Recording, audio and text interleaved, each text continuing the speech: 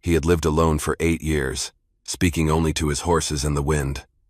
But when they strung the Apache girl from the old cottonwood tree in the center of Cold Pine, Jed Harper knew silence had come to its end, because the men tightening the rope wore deputy stars, and the preacher saying the prayer had blood on his hands.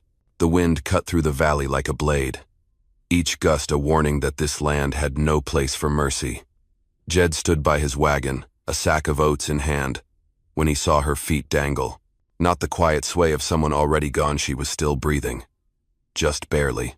He froze, the sack slipping to the dirt. Nobody came to Cold Pine for justice. Not anymore. Not since the sheriff had sold the law to the highest bidder. The girl's body jerked once, then again. Apache. His blood turned cold. Last time he saw a woman in a deerskin dress, his wife had still been alive. His hand moved to the knife at his belt. Not a thought, just muscle memory. The crowd murmured. Boots shuffled, but no one stepped forward. This wasn't a trial. It was a message, but something held him back.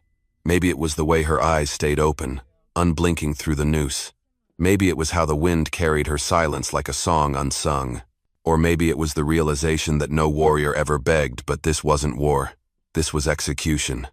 And the girl hadn't even screamed. The town slept like it always did, shutters bolted, lamps snuffed out, silence stretched thin as paper. But Jed Harper wasn't sleeping. Not tonight. He lay in his cot above the stable, boots still on, staring at the beams overhead. The girl's face haunted the dark. Not her beauty, though. There was strength in her cheekbones, in the way she didn't cry, but the silence in her gaze. A silence that screamed louder than any noose could choke. He got up slow, quiet.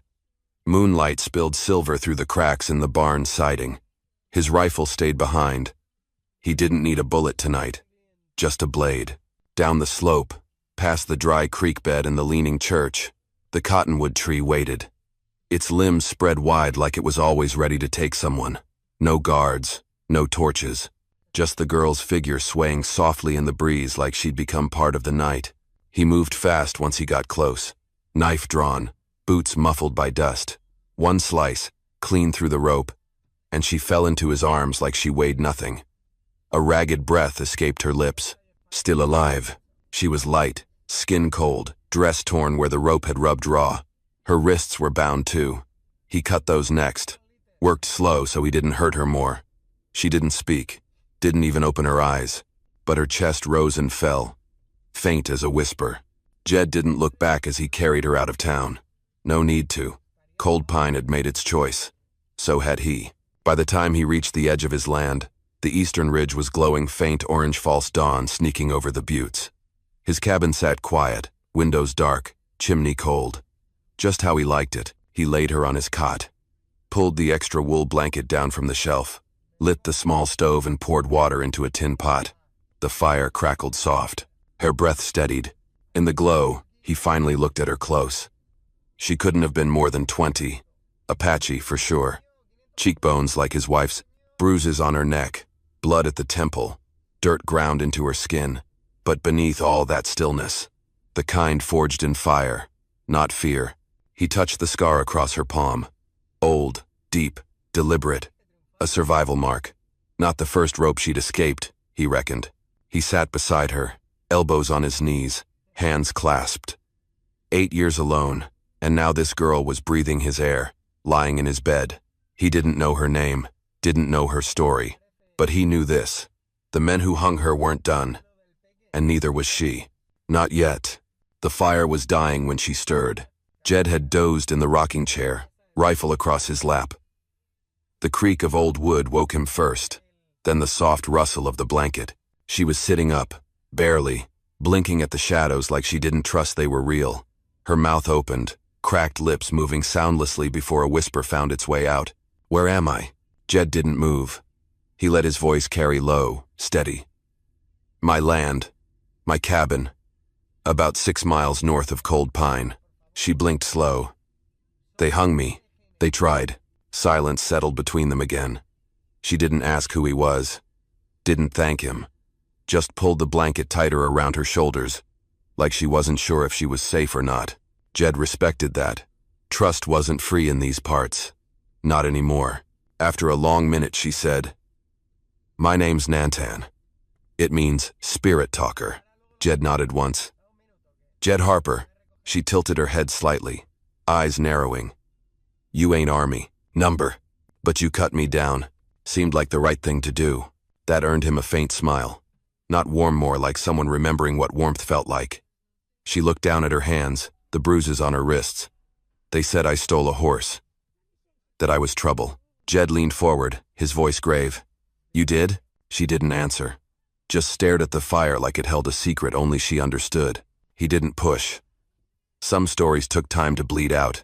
Instead, he poured water into a tin cup and handed it to her. She drank slow, careful, then set it down with hands that trembled just once before stilling again. Outside, the wind had shifted. The clouds that had loomed all night were thinning. But Jed knew better than to trust clear skies in the west. "They'll come looking," she said finally. Not a question. "Yeah," he replied. "And if they find me here, they will not forgive you." She looked at him then, really looked, like she was measuring the shape of his scars beneath the quiet. Whatever she saw, it was enough. She nodded once.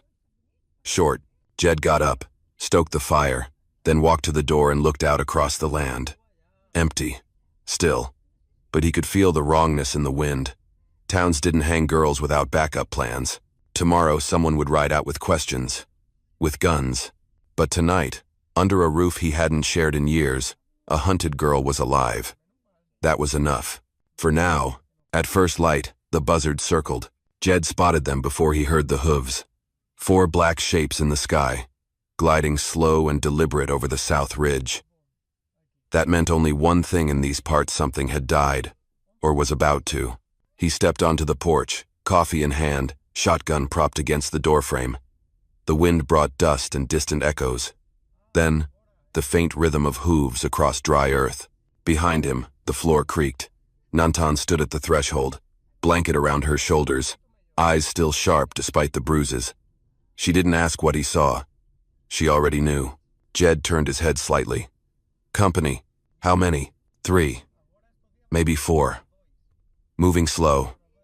Like they're not sure what they'll find. She stepped onto the porch beside him, her face unreadable.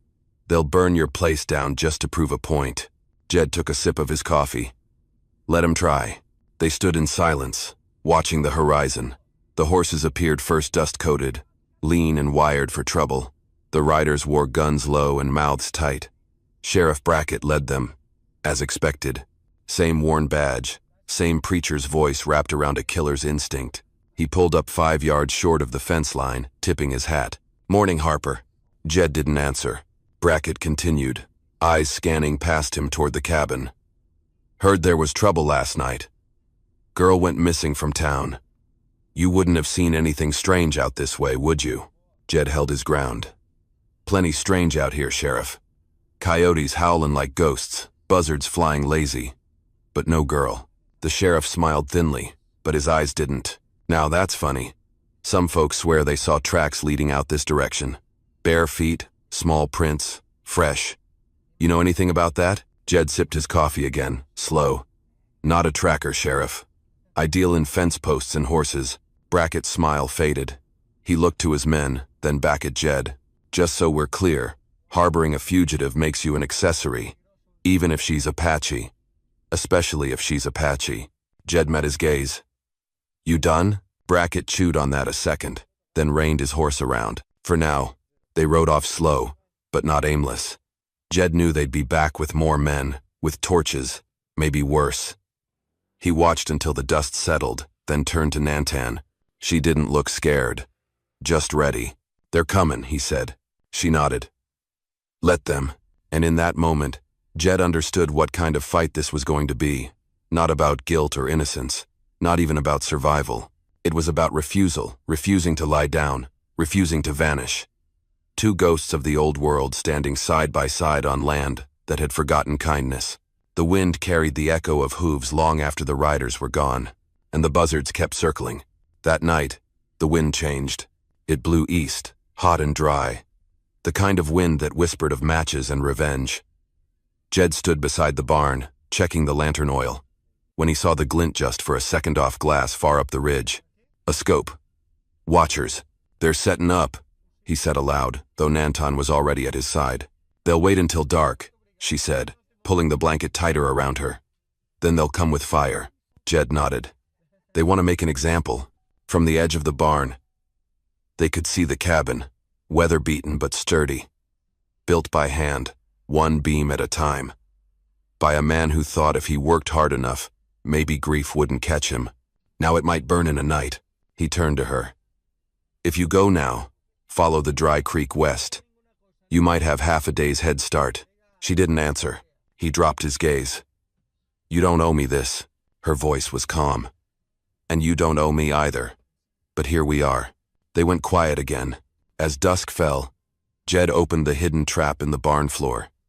Inside, sacks of powder, coils of wire, and iron devices wrapped in burlap leftovers from an older life.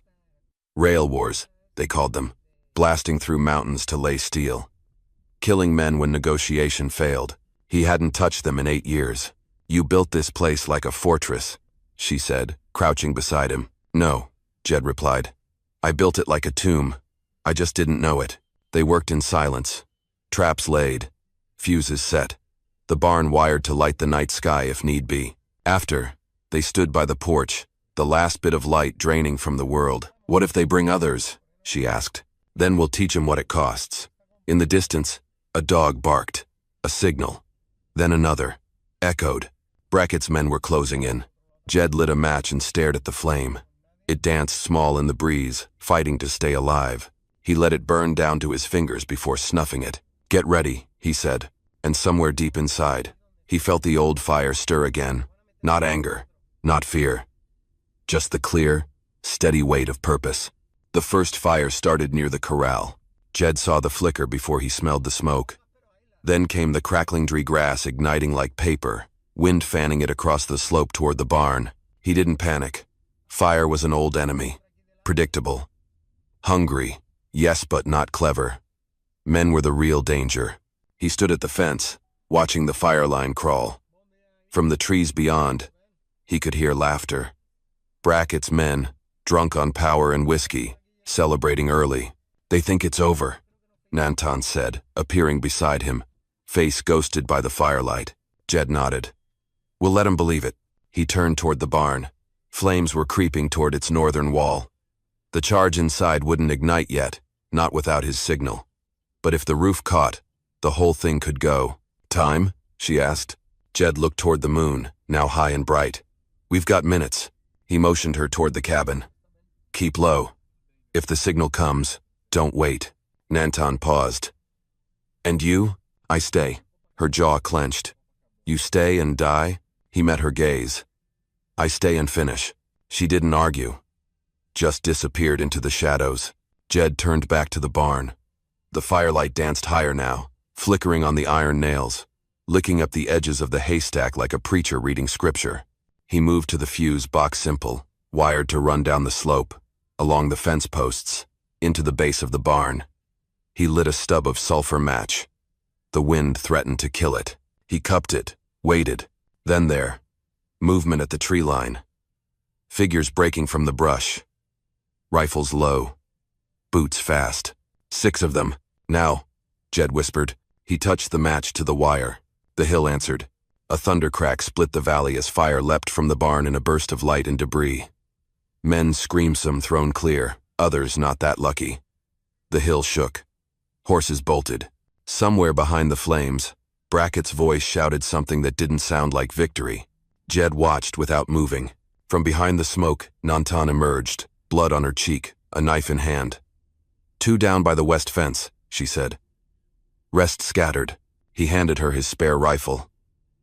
Let's end it before they regroup. And together, they vanished into the night, the rancher who buried his grief in dust, and the woman who refused to be forgotten. Some fights weren't about winning. They were about refusing to lose. The smoke hadn't settled when the spurs started ringing. Faint at first, metal brushing, rock then louder. Measured, not hurried. Jed froze behind a split-rail post, heart stilled. This wasn't Brackett's men. They shouted, cursed, kicked dust when they moved. This sound, who the hell? Nantan whispered beside him. Jed responded with silence. He already knew. There was a man silhouetted in dust outside Carson's Crossing, 10 years back, who'd ridden into a crooked sheriff's camp with no more than a cattleman's rope and a tired mare, and left with blood on his saddle and 4 lawmen dead. Jed never forgot that walk. Calm, rhythmic, the sound of finality. And now it echoed again. The spurs stopped. A voice came out loud, not sharp, just clear. Jedediah Kane. Jed stepped from behind the fence. That name's rusted. I go by Jed now. The figure emerged from smoke-long coat, dust-colored hat, rifle across his back. You always were better at burying names than burying trouble. Jed squinted. Caleb Brackett. The man smiled. You knew I'd come. Jed nodded. You always did like to watch your own fire from up close. Brackett looked around. You turned this place into a war field. Jed shrugged. World brought war to my gate.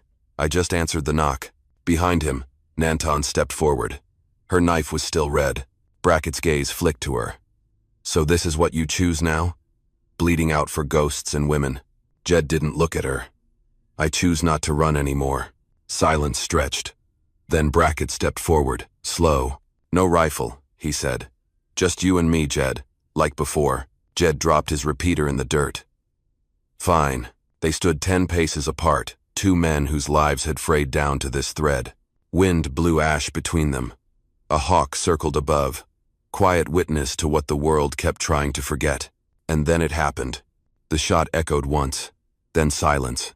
Brackett fell slow, like a man giving up more than blood.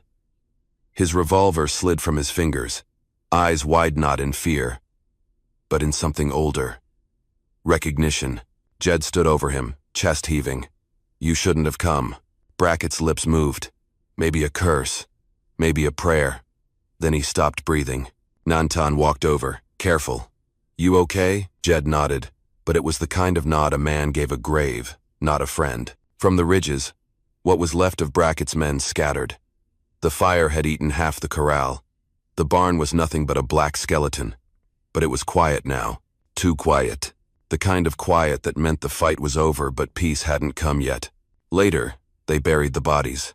No markers, no prayers, just dirt, sweat, and the wind to remember them. Jed kept Brackett's hat, not for sentiment, just to remind himself what silence cost. As the sun dipped behind the hills, Nanton stood at the edge of the porch, baby in her arms. The child had slept through thunder, fire, and death. Now, she watched the sky like it owed her something. We'll head north at first light, Nanton said. Sister waits near Red Basin. Maybe start again. Jed watched her. You'll make it, she nodded. And you? He looked at the land. Scarred, burned, but alive. I'll ride south. Mary Hendricks still needs escort. Denver trail's long. Nanton's smile was faint. The lonely man rides again. Not lonely, he said, looking at the baby. Just unfinished. She reached out, touched his shoulder. It said more than goodbye ever could. The next morning, the trail split. One to the mountains, one to the plains. Jed rode westward, the sound of hooves soft against ash and gravel. Behind him, the wind whispered through broken fences, across burnt soil, over blood that would fade but never be forgotten. And ahead, maybe not peace, but purpose. Sometimes a man builds fences to keep the world out, but the real strength is in knowing when to open the gate. In the Wild West, justice ain't always about the law. Sometimes, it's about standing firm when silence would be easier, because staying human means not forgetting what deserves to be remembered. Now, click on the video on the screen to hear an even better story than this one, with a twist so powerful you won't forget it. Click on the video.